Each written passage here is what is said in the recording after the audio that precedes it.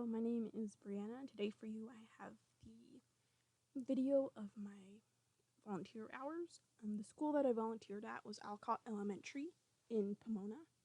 I worked with the teacher, Miss Chavez, who is one of the special education teachers for the kinder to sixth grade, or not kinder to sixth, kinder to the third grade.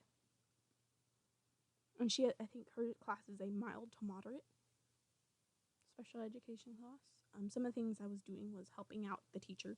I would go to the office, make copies, help students with their work, walk around class, making sure students are on task, setting up the activities such as if students would be painting. I would put down the paper on the table, put out the paintbrushes, anything that they would be using for stuff like that. And then I would also help place all these activities onto the walls, such as if they made, let's say, one of the things they did was a ladybug math activity, where they had a ladybug with a certain amount of dots that they had to add each side together. So I would have to put that onto the wall. Some of the other things I did actually was go to recess with the students. I would go in. Usually I wouldn't just wait and watch them play. Sometimes they would always come up to me and ask if I could play with them. So I know some things I would play were soccer, or I would take the older students to the bigger kid playground, because we would usually have to go to the kindergarten playground, since we had, I think, about, I want to say, 4 kindergartners in the class and only a couple bigger students.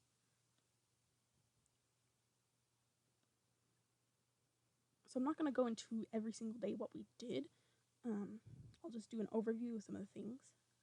For instance, usually I would only go on Tuesdays and Thursdays. Tuesdays I would be there from 8 a.m. to about 11:30 a.m.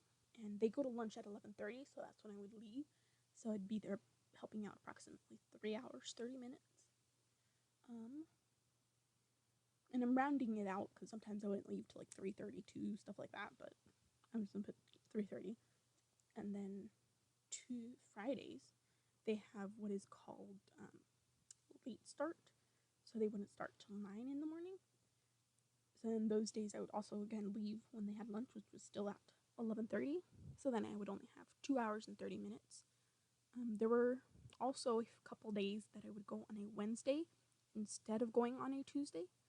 And the days that I went on Wednesdays, I was able to actually stay later till after lunch. So I would stay the regular time from 8 a.m. to 11:30. And then I would stay in the classroom with the teacher. So I wouldn't go to recess or go to the students with lunch. So I didn't count that half hour of lunch period. And then once they came back, I would work with them from 12 to 1. So in those days, I would have 4 hours and 30 minutes.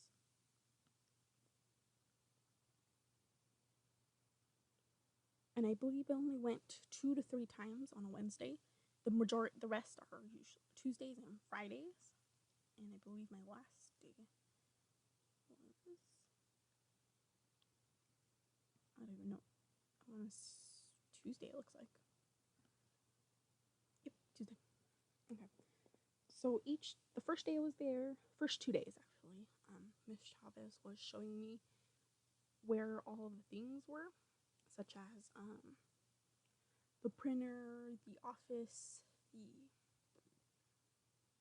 cutout tools to make large signs out of color paper. And then she also showed me where the restrooms were, where the library was for the students. And then she also, Tuesdays, students have to go to the computer lab.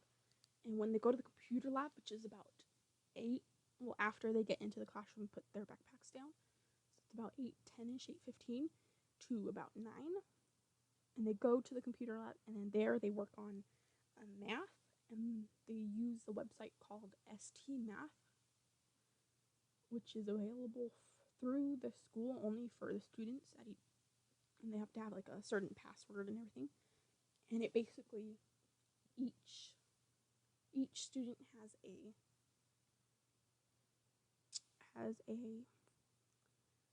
has math that is suited to their needs. So if one student is more ahead in math than the other students in their grade level, then the math will be a little bit harder and challenging for them. And then for students who might take a longer time to understand math or who are not as good as math, the math will be a little bit easier in a way. It'll still be difficult, but it'll be more around their capabilities, which is also helpful since they are in different grade levels. We have kindergartners and I think second and third graders in the class. So that was actually quite interesting to see, and I actually learned that this is not the only math that they do. They also do have math activities, such as the ladybug, where they have to count the dots that they put onto the ladybug, and each student, of course, did different amounts of dots that they would have to add. Oh, and then one thing that I liked about going to Alcott is I actually went to this school when I was younger, so then I actually did see some of my older teachers, and I don't think they remembered me, but I didn't really go up to them and say hi because I was a bit shy. And I mainly stayed with the class that I was working with. And I wasn't there for just math. I was there when the students did math, we did science, we did language arts, we did working on their ABCs and the sounds and words. And then we also had a section when we were working on science. We were learning about butterflies. So we had different activities for that, such as creating a butterfly life cycle mobile, which we were doing all these activities also to help teach the students, but also I guess the teacher wanted to make the classroom look a little bit nicer for open house. So as an added benefit, the students were having fun while learning because they were doing more art-based activities. So they were more engaged in their learning. And so while I was there, I would help out with these activities, and usually I would only have, I think, one student at a time come to the back to work on these activities, especially just when we were painting, because it would be a little bit hectic to have all of the students at the one table at the same time.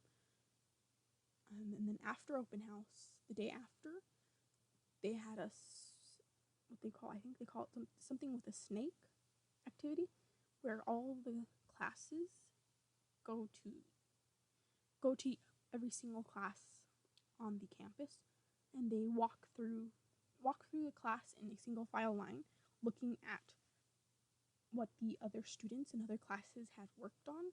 So for instance, some classes had their science projects displayed. Some of them had worked on missions, so they had the mission that they had created on their desks. Some other students had what type of animals you would find in a forest in a shoebox that they painted with trees, and then put tigers and stuff like that.